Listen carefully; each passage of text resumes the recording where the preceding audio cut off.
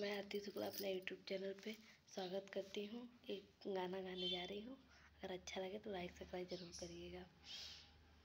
सखी मुसवा लैके सखी बेलनवा पिया पटाक के मारे ना, मुसवा लैके सखी बेलनवा पिया पटाक के मारे ना।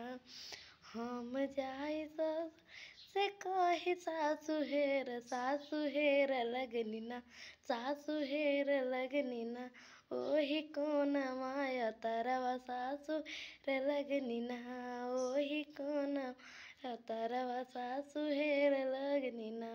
मुसवा लैके सखी बेलनवा पिया पट के मारे ना, मुसवा लैके सखी बेलनवा पिया पटाक के मारे ना। हम जाई कही अपन जेठऊ से ननदी जेठनी खोजे लागे ना, ओ जेठनी खोजे लागे ना। जेठनी को नवाया तरिया सखी खोजे लागे ना, जेठनी को नवाया तरिया सखी खोजे लागे ना।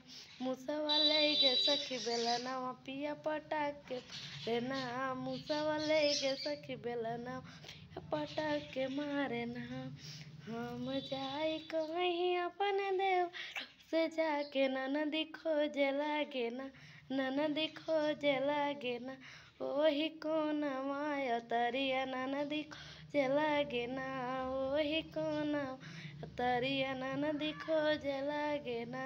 सखी लैके मोर बेलन सखी मुसवा लैके बेलनवा पिया पटाक के मारे ना, सखी मुसवा लैके बेलनवा पिया पटाक के मारे ना।